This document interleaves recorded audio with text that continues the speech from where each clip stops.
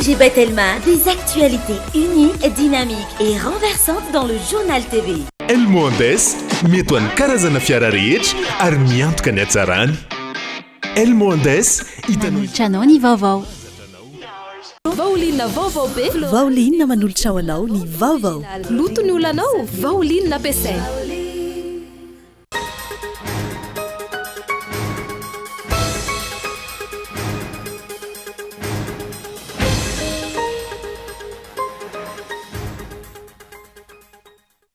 olana sidray ny mponina mandavataona ny fahatapahan-jiro sy ny tsy fahampin-drano izay niverina nahazo vahana tatoato.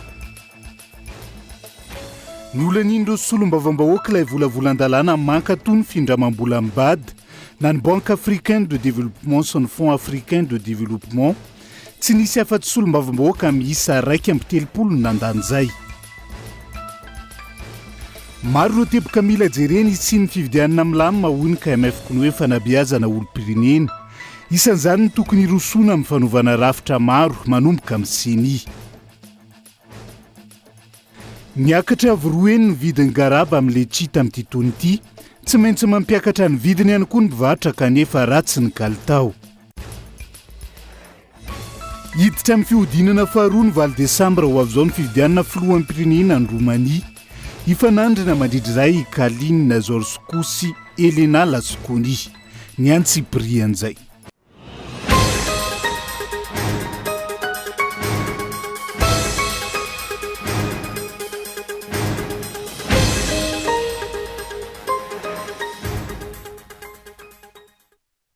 Migadondrainy amin'ny valoralina fotoana ny fampalalam-baovao eto amin'ny fitalavitra kolo atena ny araba tomboky lahy sy tomboky vavy manasanao ihany koa anaraka ny fampalalam-baovao hatramin'ny farany.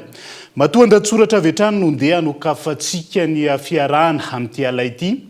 Olana sedrainy mponina mandavataona ny fahatapahan-jiro sy ny tsy fampin-drano izay miverina nahazo vahana tatoato.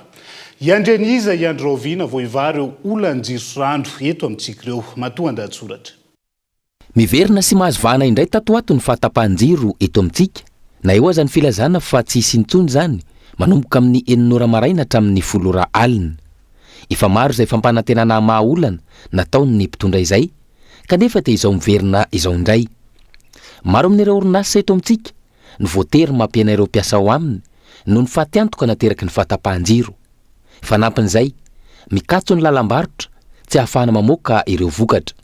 Izany hoe sady efa miena ny vokatra vokarina noho ny fahatapahana lavareny, mitombo ny vola mivoaka satria tsy maintsy mividy solika hampandehanana ilay groupe, ary miena ihany koa ny entana lafo noho ny fahasarotana eo amin'ny lalam-barotra. Raha tsorina, ankoatra ny fanembatsembanana amin'ny fiainana andavanandro, miteraka olana raha toe-karena ny fahatapahan-jiro satria misy akona amin'ny asa sy ny fiariana atao. Mampitombo ny maso-karena, mampiena ny vola miditra, ka lasa mampiakatra ny vidiny entana sasany. Ankoatra ny fahatapahan-jiro, tsy mahavaolana ihany koa hatreto ny filazana sy ny fizarana rano amin'ny bonbon natao hamahavondi-maika ny olan'ny rano fisotro madio. Maro ny fitarainana voaray tatoato, fa mielanelana ny fanaterana rano amin'ireny bonbonna ireny, ary tsy maharaka ny filan'ny mpanjifa ihany koa. Io tsy fampina io no mahatonga ny olona iverina amin'ny fomba fakana rano tany aloha, dia ilay mifoha amin'ny 2 ora maraina, ka tsy mahazo rano raha tsy any amin'ny 12 na 12 aratoandro.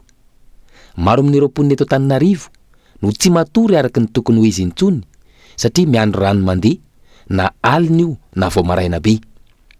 Izay ihany koa no miteraka ilay bizina rano etsy sy eroa, ka mahatonga ny vidiny iray bidon ho tafiakatra hatrany amin'ny 500 2,000 ary misy faritra aza tafiakatra hatrany amin'ny 3,000 ariary. Sarotra ny ino tany amin'ny taona 20 tany ho any fa ny vahoaka malagasy indrindra ny eto Antananarivo renivohitra no ividy rano 20 litatra amin'ny vidiny 2,000 ariary. Raha malala nefa fa ilain'ny vatan'olona, ilain'ny vatan'olombelona ny misotro rano madio. Inona ny sakafo atokony ka tsy ilaina rano? Ny fofona tsy zaka na avoaka ny vatan'olombelona na ireo karazana fitaovana hafa ateraka izany eny anivon'ny fiarahamonina eny efa tsy lazainy intsony. Ny aretina miparitaka, kanefa ny fahefa-mividy amin'ny lafiny sara-pitsabonina raha malala fa mikrosofahana ny isa-tokantrano. Aiza ho aiza marina no andraikitry ny mpitona fanjakana manoloana izany olana rehetra izany. Voalaza ombieny anefa fa isany atao lara-pahamehana ny famahana ny olana ara-tsosialin'ny mponina. Iandry Eniza, Iandry Rovina, vao iva ny olana jiro sy ny rano eto amintsika. Ireo olana ireo izay efa iainana na mandavataona. Matoa ndatsoratra izay fa tsy misy fiovana fa mitoetrany ny olanjiro sy rano eto andrenivohitra amin'izao fotoana izao ireo mponina. Napetraka ny bombonina saingy tsy isan'andro ny famatsiana ny rano amin'ireny ka manery ireo mponina hividy rano manomboka amin'ny 1000 hatramin'ny 500 ariary ny ray bidon ankehitriny. Ny Elarana Evson. Lasa fitadiavam-bola ho an'ireo olona manana fiara indray nisy fivarotana rano amin'izao, antony tsy misy vahaolana hatramin'izao ho an'ny olana ny rano eto Antananarivo. Tonga hatrany amin'ny 1000 sy 500 ariary ny iray bidon rehefa tsy tonga ireo camion citerne mamatsy rano ireo bombonina manga raha ny fitarainan'ireo mponina. Mielanelana ny rano tonga amin'ireo bombonina ary tsy masehaka ireo vahoaka ao tsara honenana. Fitondram-panjakana mihitsy ity tsara honenany. Tena rano maloto ny sotroina ety. Ny jiro moa dia afa tsy lazaina intsony ny fatapahana isan'andro. Fa na efa taona zao, efa tsy mandeha mipopety aminay. Rano maloto io indraindray misy, indraindray tsy misy. Fijaliana mihitsy nenay ety. Mamangataka aminareo fitondram-panjakana mba jereo akaiky izay. Vajany, kety azy efa nisy 7,500 indray bidon. Ndray alady zay satria tsy nisy. Any Varadony tomobile mitaona rano aty. Lasa bizina zany le rano aty aminay. Bizina tena fitadiavam-bola. Satria izay mahana tomobile no mivady. Ataonay ahoana moa zanako no andeha atsaka rano ilanja bidon any Varadony hiakatra aty amin'ny tsy pasitera iny. Isan'andro ny rano tokony mba hoe tonga isan'andro indray tsy tonga mahitsy. Dia tsisy rehefa tsisy rano ina ny zavatra vitanao. Nao efa lany fotoana amin'ny firy maraina amin'ny lahitreto izao mbola tsy mahazo ihany. Dia mitendry zareo hoe misy rano avy indray tsy tonga akory nao nefa efa lany andro be mety. Efa 3 andro le bidon anay ety foana. Ny lamba moa dia efa zara fa mikobana rehefa sasana. Saloa tamin'ny voalohany teo tonga dia ohatran'ny maly izao tsy tonga sy fakimaty dia androany indray vao tonga. Dia nefa jereo filaharan'ny rano ohatr'izao. Io ary le nisy oranorana kely teo zao dia mba nahazo ranorana ngamba na tonga ny vitsivitsy fa tonga any ambany be. Tonga ery ambany poto be tena lavitra be ny filara. Androany tena vitsy. Mila manatitra eo dia 900 ny ray bidon tonga eo dia raha ohatra anao tsy mahazaka mitondra 5000 indray zany taona. 5000 tonga any hatrany. Tsy manam-panantenana intsony ny vahoaka eto Antananarivo amin'ny fiafamahana ny olan'ny rano raha ny fanazavana. Fampandriana-drisa sy fampanantenana pokaty hatrany no ataon'ny mpitondra fanjakana raha ny fitarainana ary tsy mijery ny tena marary ny vahoaka majinika.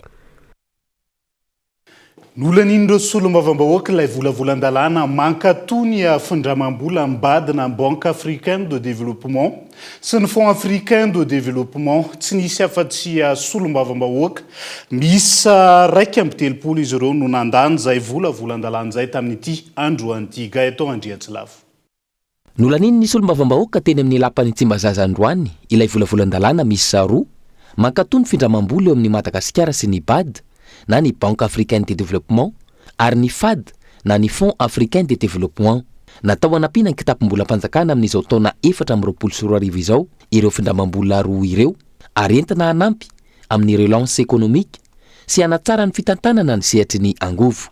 Zany hoe mipana kokoa amin'ny angovo zany izy io mba hisoroana anarenana ny ty problème zay hitantsika ty amin'ny resaka angovo. Zany hoe ho lasa au investissement zany le izy fa tsy hoe fampitramam-bola intsony no atao amin'ny taona 2025. Zay zany ny tombontsoa lehibe ary findramam-bola tsy misy zanany be da be fa tena hoe tany ambany. Eo koa ny ataoko hoe grâce izay 50 taona mamerina anazy fa ny 10 taona voalohany dia tsy andoavana reny vola. Raha ny zava-nisy tetsy amin'ny lapan'ny Tsimbazaza androany tsy nisy afa-tsy solombavambahoaka misy 2.7 no nandany ireo volavolan-dalàna misy 2 findramam-bola ireo. Ankoatr'izay, vola nampiana ny fanjakana malagasy ho an'ny taona 2024 izay efa madiva ifarana. Nisy tamin'ireo solombavambahoaka nangataka io vola io ho an'ny fanasoavana ny sosialim-bahoaka fa tsy alefa any amin'ny sehatry ny angovo. Ity farana izay tsy sasatry ny toanana sy ampiana saingy mbola fahasahiranana trany no iainany orinasa Jiramasy ny mpanjifa. Syrianina sy irakianina miisa valo no voasambotra teto Antananarivo sy tao Abidjan, Côte d'Ivoire. Izy ireo izay voalaza fa mpanamora ny fivoahan'ireo État islamika tao Moyen-Orient ary koa voarorota amin'ny fikasana anakorontany Jeux olympiques nitanterahana tany Paris farany teo. Ny farany volana Jolay 2024 lasa teo ny voasambotra teto Antananarivo sy tao Abidjan, Côte d'Ivoire ireo Syrianina sy irakianina miisa valo ireo. Raha ny lahatsoratra navoaky ny Le Monde Afrique omaly 20 Novambra. Nambara tamin'izany fa isan'ny voarory tamin'ny fikasana anao attentat tamin'ny Jeux olympiques tao Paris izy ireo ary koa isan'ireo manamora ny fivoahan'ireo État islamika avy ao Moyen-Orient. Ny service de renseignement américain sy frantsay no ny fanometanana ka nahafahana nahazo vokatra. Raha ny fanadihadinana nataon'izy ireo ny azo tao Turquie sy Soudan tamin'ny alalan'ny passeport sy visa sandoka izy ireo. Niaraka tamin'ny volabe izay tsy fantatra mazava ny fiaviany mialohan'ny azona ny Madagasikara sy Côte d'Ivoire. Raha ny lahatsoratra ny vokatrany ny taona 2024 ireo telo mirahalahy izay efa nandray anjara tamin'ny fanafihan'ny État islamika tao Syrie no nitsoaka nangingina ka niazo an'ny Turquie. Taorin'izay niazo an'ny Soudan ka voasambotra ary nahiditra ponja tao Soudan ihany. Tao izy ireo nahita ny Abouti. Raha nivoaka ny fonja izy ireo ny farany taona 2024 dia nahazo visa antsokosoko niazo an'ny Côte d'Ivoire ireo telo mirahalahy raha toka niazo an'ny Madagasikara koa sy Abouti. Ny farany volana Jolay no sarona tao Côte d'Ivoire ireo mpikambana amin'ny État islamika ireo ary sarona ihany koa ny teto Madagasikara. Raha ny nambara ny lahatsoratra ty hatrany efa voafehy ilay tambazotra amin'izao fotoana. Tontolon'ny fifidianana be ny tanàna sy mpanolontsaina izay ho tanterahana eto Madagasikara ny faha 12 ny volana Desambra ho avy izao. Maro ireo teboka mila jerena sy ny fifidianana milamina hoy ny teo anivony KMF ny hoe fanabeazana olom-pirenena. Lara-pamena amin'izany tokony hirosona amin'ny fanovana ny rafitra misy eto amin'ny firenena. Isan'izany ny CENI izay tompona andraikitra voalohany amin'ny fifidianana. Teboka telo mikasika ny lisam-pifidianana nizotra ny fampelezan-kevitra amin'ny ankabeny ary nitrangana tsy fananan-dalàna eo anivon'ny CENI no isan'ny namafisany teo anivon'ny KMF no hoe fanabeazana olom-pirenena amin'izao herinandro ny atombohan'ny fampelezan-kevitra izao. Fotoana izao anatsarana ny lalàna amin'ny feny fifidianana io ho ny fanazavana ahafana manatsara ny zotra-pifidianana eto amin'ny firenena. Ireo olona zay nahazo ny hiditra ao anaty lista amin'ny alalan'ny ordonnance reo dia iangavena ao atokana lista vaovao zany tokony nanao lista additive satria le lista farany teo efa nifaranantsika miaraka efa niarahantsika namarana nanao sonia izahay na zay tato amin'ny fikambanana KMF Knoe tamin'iny dia engany mba tsy ho ampidirina anatin'ny lista sonia efa nataonay iny satria lista mbola tsy hitanay ity fa ny fitakianay dia amorony lista vaovao na hoe lista additive eo akaikin'le lista teo aloha efa vita sonia iny dia ataontsika sonia indray mandeha mba ahafantarina hoe firmarina ny olona ho ampidirina anao tovana ao anatin'le lista teo aloha. Izay no mbola anindriako sy anindria ny fikambanana KMF Knoe foana fa dia fotoana izao hanatsarana nanaovana refonte hanatsarana ny io lalàna momba ny fifidianana hanatsarana ny rafitra momba ny fifidianana malagasy. Tranga hitany amin'ireo distrika samihafa ihany koa raha ny fanazavana teo anivon'ny KMF Knoe ny fanovana tampoka ny ratsy mangaika ny CENI izay mampametra-panontaniana ankehitriny. Tranga izay efa niseho tany amin'ireo fifidianana ny fanesy teto amin'ny firenena na ahitana ireo lesoka maro samihafa. Fotoana tokony ijerevana manokana ny rafitra amin'ny feny CENI manoloana izany ny vanim-potoana tahaka izao. Fifidianana tiany dia ny fiovana hita tato ato. Misy distrika vitsivitsy zay novana tamin'ny herinandro iny lasa teo iny na herinandro lasa tariny ny momba ny sed ny filohan'ny sed ny chef d'antenne dia mampametra-panontaniana hoe le olona napetraka ao anatin'ny efa anatina processus engagé io ve avao an'ilay processus sa olona ho manipulena apetraka eo ho saribakolo fotsiny apetraka ny fanontaniana ary mbola ho resa anamafisanay hoe ilaina ny fanatsarana ny texte ny raha fifidianana eto tokony ho soratanao anatin'ny raha fifidianana io hoe rehefa inona no azo soloana ny sed na ny chef d'antenne ahoana ny fepetra tokony ataony amin'ny izay lafiny izay ngamba nataontsika hoe fanatsarana zay tokony atao fa am'izao zany ohatrany hoe rehefa tena isorona mandeha moa ny tsaho hoe misy solom-bavam-bahoaka zay manao teryvaimanta dia manaiky zay no anaiky zay nandray le fanapahakevitra tsy fantatsika ny fahamarinany faresana ihany fa resaka mandeha zany rehetra izany raha ny lalàna ny mampiasa ireo mpiasam-panjakana ampiarinasa mandray anjara amin'ny fampielezan-kevitra sy mikirakira ny raharaha mikasika amin'ny fifidianana raha ny namafisiny KMF-KNO androany vampitoana ampahafantarana ny mponina isaky ny kamina ny vina ho an'ny fampandrosoana ny fotoanan'ny fampielezan-kevitra sy tokony isy manoloana izany ny fihetsika fifampiantsiana samihafa raha ny fanazavana. Tontolon'ny fifidianana izay hatrany fa hiazo any Toamasina vetivetsika na resy lahatra ny vahoaka ny Toamasina renivohitra ny antso nataony kandida laharana faha-efatra Roland Ratsiraka omaly tao ambadiky ny kianjany Mangarano. Voromaro ireo mponina ny ainy ny fandaranasa sy ny vina anarena indray ny tanàna ny Toamasina izay simba ny kolokolo sy ny soaizan'ny tantana tao anatiny 5 taona. Irinora Zafamanina kolo Toamasina. Iady mafy amin'ny fahalovana izay manjaka ao amin'ny commune ambonivohitra Toamasina amin'izao fotoana izao ny kandida laharana faha-efatra Andriamatoa Roland Ratsiraka raha tonga eo amin'ny fahefana. Ireo no ampahany amin'ireo vina afaka ampiarina tsy misy andrasoandraso anatsarana ny fitantanana ny tanàna ny Toamasina renivohitra nandritra ny lahateniny teto amin'ny tokotany malalaka eto ambadiky ny stadium Mangarano omaly alahady. Ny kolokolo no fototry ny toetsaina lomorina ka mahatonga ny olona tia mangalatra. Programme nasantsika ohatran'le voalazako teo igny voalohany indrindra alongany ampiena ny kolikoly satria io zavatra faran'izay mora amboarina mba miena ny kolikoly mba miena ny toetsaina lomorina eto tanàna ny toetsaina zay mahatonga ny olona magnano insécurité toetsaina ny olona zay tia mangala bato tia mangalam-bola mpanjakana sy sisa hijanona zany rehefa tonga ny fitondrana antsika agnatin'ny fotoagna fohy. Faharoa manaraka an'izany araka voalazako teo igny dia diborano lava ny olona donc zany mila amboarina ny lalagna raha tsisy ny sampagna dia mavita atsika lalam-baovao anankiray isan-taogna mandritra ny 5 taogna. Dia eo ihany koa ny canalisation satria raha jerevana ny canalisation ankamaroan'le vita le namboarintsika taloha ary feno fako ny canalisation dia tsy maintsy amboarina. Dia anisan'ny zava-dehibe moa zany lazaina tamin'ny tanora teo dia ny resaka fiofanana sy resaka fametrahana lycée vaovao. Io zany na raha vao tsy te hagnano ny fanjakana amin'io dia ho tsara ny tantara satria zahako dia vonona hagnampy ho ana lycée anankiray vaovao manodidina ny Anjoma ho an'ny mpianatra avy any dépôt mba tsy hamonjy lycée 2 zareo tsy hamonjy lycée Rabemananjara fa lany frais lany vatsy dia mila lycée vaovao zany tsika.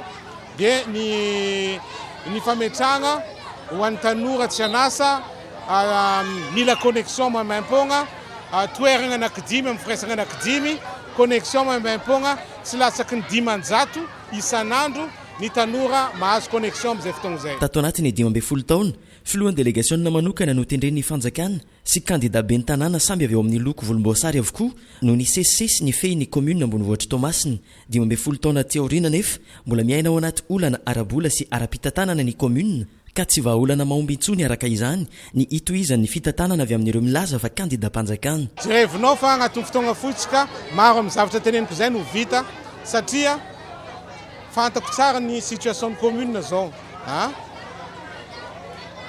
nareo miresaka hoe candidat mpanjakana nefa jerevo situation karaha manimpiasa tsy voaefa mandritra ny 5 volagna tamizahako be ny tanàna mahazo gisa isaky ny farany taogna mahazo 13e mois isaky ny farany taogna zany nizy 26 juin mbola mahazo prime ankehitriny lasa mposy ny sasany vola azonao donc zany vao maika tsara tsy candidat mpanjakana mahazo azy fa atsika satria ireo ato le zavatra mandehandeha amin'ny tokony tsy andehanany ny vola. Donc manaraka an'izany ihany koa ny impôt foncier fantako situation depuis 2021 tsy misy impôt foncier ao 0 ariary. Dikan'izany vangongo ny impôt foncier any amin'olona zany dikan'izany misy vola kely ihany tsika rehefa tonga eo fa tsy hoe tsisy vola. Mitohitohy ny mazatra ny fanaramaso ny fifehezana ny ady amin'ny alabato mba ahafahana mibata ny fandresena ao anatin'ny lalao madio ho iatrany ny afatra miantefany amin'ireo tomponantoka amin'izany alabato izany. Ya zavatra faran'izay tsotra lehibe ny fokotany mbola manohy maka karapanondro miaraka amin'ny karapifidianana dia miangava amin'ny mpiara-miasa zary dia miaraka amin'ady aby reto ametraka lamina mba hisoroana amin'ny alabato satria zareo mbola te hanao ka io zany arakaraka ny fikarakarana anazy fogna fa za matoky fa miaigna tanteraka zato isanjato ohatrany sarotra tenenina fa miaigna ny alabato ary mahazo fandresena atsika fa mailo isan'andro atsika jiaby manologna ny alabato ny asan'ny orange za efa 5 taogna lany natetika teto député maire tsy ary nangalabato ny orange spécialité ny mangalabato le toetsaigna tsy manjary apetraka eto Tamatavy oka zay miandrandra fandresena trano ny candidat Roland Ratsiraka manoloana ny fatokisan'ireo vahoaka azy izay mbola tsy niova tato anatin'ny 12 taona nandraisany anjara tamin'ny fifidianana teto Tomasina.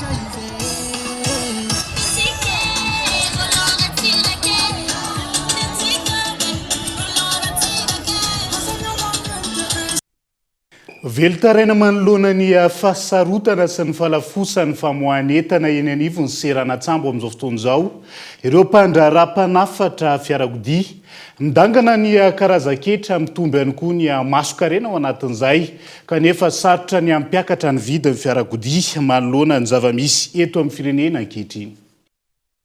Ny ena ny fanafarana ireo fiarakodia efa niasa raha ny vinavinan'ny enim-bolana farany ho an'ny taona 2024 isan'ny mampikatso ny sehatra ny fidanganan'ny saram-pitaterana an-dranomasina indrindra ny fitaterana avy any Azia. Io fret maritime io izay nahitana fiakarana hatramin'ny 900 nanomboka ny fiandohan'ny volana jiona niainga tany amin'ny 420 tapitrisa ariary mananika ny 730 tapitrisa ariary na $20,000 ny saram-pitaterana conteneur 40 pieds ka velony taraina ireo mpandraraha manampitrotraka ny fahasarotana sy ny fahalafosan'ny famoahana entana eny anivon'ny seranatsambo. Dédouanement zany arakaraka le fiara foana le izy zany fa tsy hita hoe ohatrina na ohatrina ohatra fotsiny hoe maka fiara ray ohatra hoe Rexton zao raha teo aloha zay mandoa 75 millions de francs ny taxe sur OV dia amin'izao lasa 90 millions de francs le izy zany hoe efa ho 4% zany eo amin'ny 15-20% eo zany ny fisondrotan'le izy nefa zay tsy mahafaka mampiakatra 20% amin'ny vidin'le fiara. Magasinage ihany koa zay tena miandry anay magasinage tena mitangana be zany le izy misy fotoana zany tena retardé zareo le famoahana le fiara dia lasa mitombo isan'andro le magasinage satria manko par jour ny andohavana le izy dia lasa tsisy tombony tsony zany le resaka fanafarana fiara. Raha tsy misy ny fijerenany momba izay havesatra ny fiantraikan'ny fikatsohan'ny sehatra amin'ny toe-karena ny varotra fiarakodia izay miantoka ny 7 hatramin'ny 100% ny PIB ankehitriny ka ireo fiara efa niasa no mitobaka amin'ny 5% ny tsenan'ny fiarakodia eto amintsika. Izay koa no entsika amin'ny sendro vetivety ao anaty tokafoy aza misaraka aminay ary.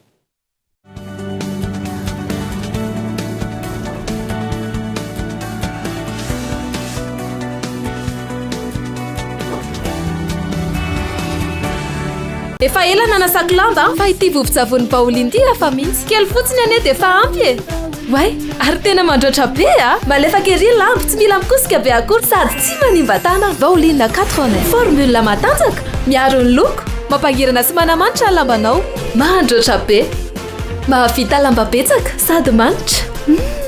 Pauline anitra vaovao floral sy exotique afaka nadiovana fitaovana fa ihany koa toy ny fiara fitaratra loviatra karo. Pauline vaovao be floral exotique lavande original loto ny olanao Pauline nampiasaina. Et ça continue! C'est encore gratuit! Toujours gratuit! Tu parles toujours de... L'installation de la fibre! Et oui, ça reste gratuit! La promo continue jusqu'au 31 janvier 2025. Profitez-en! C'est le moment de prendre la fibre in, la fibre go, la fibre family, la fibre home! Grâce à ses collègues de Telma se feront un plaisir de vous installer la fibre gratuitement. L'abonnement est à partir de 49 000 RTTC par mois. Mais l'installation, c'est gratuit!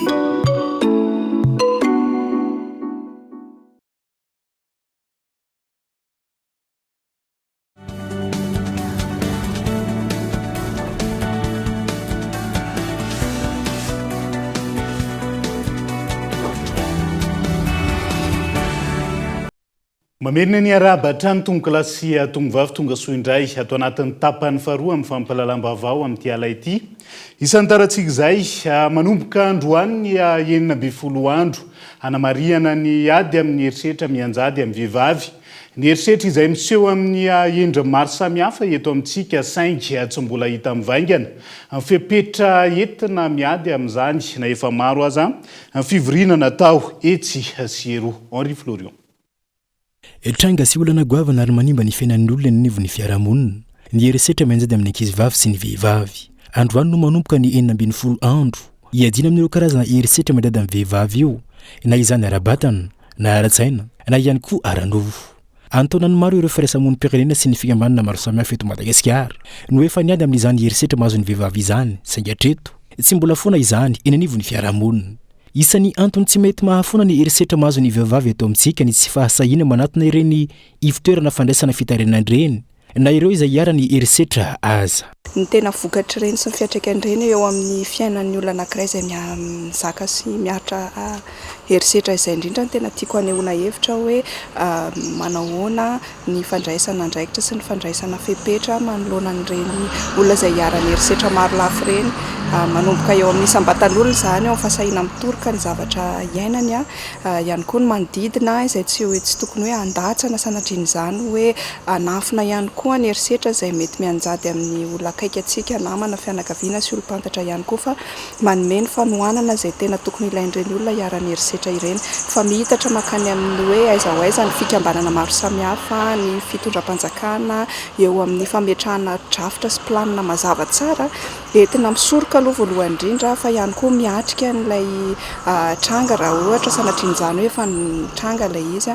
Maro samihafa ny atrikasa misy mahakasika ny ady amin'ny herisetra io eto amintsika. Saingy mijanona ho resaka mbola latabatra fotsiny ihany no betsaka fa tsy hita mivantana ny tena akony. Akoatra ny hoe fivoriana ny atelier maro samihafa izay karakaraina foana isa-taona mandritry ny taona dia hoe inona ilay tena fandraisana andraikitra tena azo tsapahitanana izany eo amin'ny tsirairay avy izay voakasika izay herisetra izay satria misy fiatraikany lavitra be eo amin'ny fiainan'ny olona anankiray ny herisetra izay iainany indrindra raha sanatrin' izany hoe zaza mbola kely izy izany hoe ny fiainany ray manontolo dia mety hitondra takaitra vokatra ny herisetra maro lafo izay mety iainany. Tena moa vehivavy mikatroka ao anatin'ny politika dia hitariko kely ilay izy hoe manahoana ny fahafahan'ny vehivavy manokana misehatra amina lafin'ny fanapahan-kevitra ambony eto amin'ny firenena ohatra misehatra amina fanapahan-kevitra ambony ara-tsosialy sy eny amin'ny fiarahamonina izay misy azy eny raha toka mbola marefo izy eo amin'ny lafin'ny fiarovana azy hiadina amin'izay herisetra izay. Miisa 27 ny trangana herisetra voarain'ny brigade féminine de proximité Antanana ny taona 2024 nalefa eny anivon'ny police des mœurs eo de la protection des mineurs kosa ny 7 amin'izany ary olona ampolony maro no efa nidoboka ponja noho ny resaka herisetra izay. Miantsony solom-bavambahoaka tsy andalina ilay volavolan-dalàna amin'ny feny tedi-bolam-panjakana ho antoana 2022. Ireo mpampianatra mivondrona ao anatin'ny sempa-mano sampana fianaratsoa araka ny fanambarana androany. Tsy tokony 3 fotsiny mpampianatra ho raisina ho mpiasa mpanjakana ho izy ireo. Hoarina amin'ireo mpampianatra na vita fianarana sy fampiofanana ary ireo tokony ho raisina efa ho mpiasa mpanjakana. Maro ihany koa ny fanambarana ny fampanantenana tsy tanteraka teo amin'izay sehatry ny fampianarana sy ny fanabeazan'izay. Aingo Rakotondrina Kolofenaratsoa.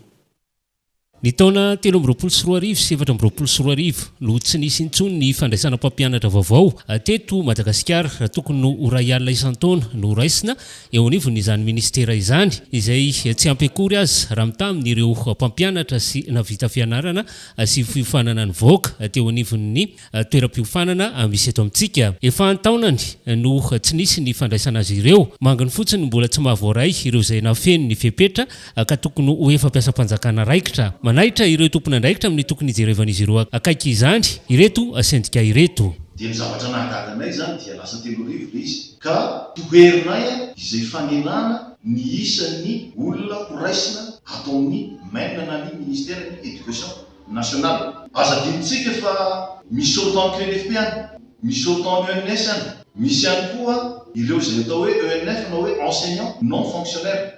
Dia ahoana ny fomba hitsinjarana ny 3 ao anatin'izay nitanisako teo zay ka izahay zany a dia miteny mazava eto satria voalaza ny ao anatin'ny LFI 2025 izy io ary mangataka izahay amin'ireo député mba tsy handany an'io volavolan-dalàna io. Teboka maromaro no navoatran'izy ireo teto nefa hatreto dia mijanona ho fampanantenana ny betsaka atao eo anivon'ny mpisehatra amin'ny tontolon'ny fampianarana ity izay mijanona ho resabe fotsiny ka anaovan'izy ireo izao antsoavo izao. Nisy ny fampanantenana nataon'ny ray aman-dreny betsika teto amin'ny firenena tany amin'ny 20 sy 20 tany hoe any amin'ny 2028 dia ho rekrutena manontolo ny UNF. Ekenao mbola sy tonga 2028 fa manahy izahay ny hoe mbola hampisy vary manara amin'izany atao hoe UNF zany. Nisy ihany koa ny promesse tao amin'ny district ny Vohibata nomena andreo UNF reo mbola tsy hitanay hoe aiza. Eo ihany koa ny resaka intégration hoe mipiasa zay miraisina ka ataontsika hoe nahavita n'ilay enina taona na contractuel anazy recruté tokony intégré automatique nefa hatramin'izao zany mbola manjavozavo zay zavatra zay. Eo ihany koa ny resaka 36 000 ariary zay efa lany teo amin'ny Assemblée nationale lany tao amin'ny Sénat dia mametra mampitaniana zany satria mbola tsy tonga any anatin'ny bodekesy ndreo mpampianatra mpanabe zany zavatra zany ka izahay zany dia mba tehitehiny ihany hoe aiza ny olana ao anatin'io zavatra io. Ny finance zany tsy tian'le vola sa tena hoe miamikidy fotsiny ao anatin'ilay zavatra zay. Manana ny anjara toerany goavana eto amin'ny firenena ny fampianarana ka tsy tokony atao ambanin-javatra masina ny fampianarana. Lafomba vao hafa navondrina ary azo ny toerana natanterahana fiofanana miaraka ro misy waka misa 120 avy any amin'ny faritra. Eo ihany koa ny fanomanana ilay soirée waka izay ho tanterahana eto Antananarivo ny 7 Novambra ho avy izao mialohan'ny Ziazo any Sambavaga eto Andriatsilavo. No tanterahana teto Antananarivo androany ny famondronana ireo misy waka misy 120 avy amin'ny faritra. Mahafinaritra daholo zareo tsisy hoe mihafahafa zany fa na dia hoe samy avy any faritra misy anazy samy manana ny fombany dia rehefa tafahoana tato zany dia tsisy hoe mihafahafa fa miaraka tsara. Isana resy lahatra ireto vavy ireto andray anjara ny tanjona napetraky ny festival amin'ity andiany fahatelo ity dia ny fametrahana toeram-piterahana ho an'ny vehivavy ao Sambava raha toa sekoly fianarana no natsangana tamin'ny vola azo nandritry ny hetsika ny taona 2022. Hitako mihitsy le festival wakawaka tena manao be zany hoe misy zavatra tena tsara arena takaka tamin'ny taona 2024 ty zegny le festival wakawaka zegny agnisan'ny manamboatra maternité ao Sambava ao dia marikitry zay koa zay région zay région Diana dia marikitry tanagnanovana finaly Sambava agny. Tena resy lahatra za amin'ity le fanaovana misy ity satria efa ilera nanaovako izy ity fa za mbola tsy ary niakatra teto Antananarivo dia amin'izao za tafiakatra ity. Natao anaovana maternité le izy dia fomera risque be zany hoe tombontsoa amin'ny vahoaka ihany koa zay indrindra fa ny ao Sambava satria raha ny hôpitaly ao Sambava zao dia tena mbola hita hoe be ny zavatra tsy ampy ao. Ny zoma fa 7 ny volana Novambra ho avy izao no tanterahana eto Antananarivo ny soirée wakawaka iarahana amin'ny mpanakanto sy ireo tovovavy misy 120 finalista Miss Wakawaka 2024. Ny 20 hatramin'ny 7 Desambra ho avy izao kosa no tanterahana ny Sambava ny wakawaka festival andiany fahatelo. Mandidina 5 amin'ireo olona tonga manao fitiliana eny amin'ireo ivitoerana manokana fanaovana fitiliana isan'andro no ahitana ny soritra retina via sida amin'izao fotoana izao.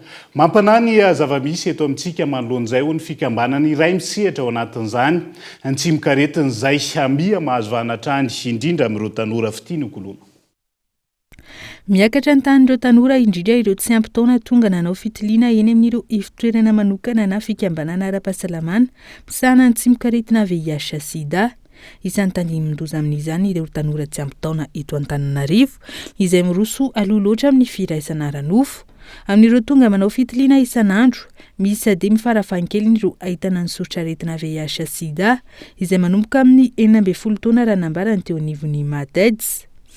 fa madetsa zany manao fitiliana foana isan'andro tena isan'andro mahita zay mananika any amin'ny 4-7 isan-kerinandro io fa misy fotoana zay mahita mihoatra an'izay fa isan-kerinandro satria ny fitiliana zany misy foana isan'andro rehefa misy réactif eto aminay manao fitiliana foana ro zaza reo tsy latsaky ny 5 isan-kerinandro zany zay mahita foana positif zay ihany zany no matetika sakana atsika tamin'ny taloloha tany raha nanomboka tamin'ny 1999 nahitana premier cas Madagascar de 2003 napetraka ny lutte contre sida teto Madagascar jusqu'à tamin'ny 2007 teo tamin'ny 85-88 ny olona nanao fitiliana zany tsy marisika ny olona manao fitiliana tiako tenenina zany hoe tsy le fisiany fanafody mora nahitana an'le olona fa efa miamafy zany ny fanentanana miamafy ny fanentanana de lasa mipotra le olona de raha mahita am'izay atsika hoe niakatra le tany de mety mieritreritra atsika hoe niparitaka be le VIH tsy niparitaka le VIH fa mety le olona tsy hita reny ihany ny tonga saina tao anatin'ny 5 taona farany no niakatra io tany tanora tratrany tsy mikaretina VIH sida io raha ny fanazavana ireo lehilahy no maro anisa amin'izany raha ny tombana mandridina ny 5,7 alina ireo everina fa mitondra ny tsy mikaretina eto Madagasikara isan'ny mampanano sarotra ny fitsaboana ny fahasarotana amin'ny fisitrahana ireo fanafody eo ihany koa ny faniliana izay ataon'ny fiarahamonina mahatonga ireo mitondra ny sorotra aretina tsy tsabo-te ary manohy mamindra amin'ny hafa dia izay ihany koa no entina manakatona ny fampahalalam-baovao amin'ity ality naiza misy anao hankasitrana hatrany ianao nanaraka ny fampahalalam-baovao hatramin'ny farany veloma tompo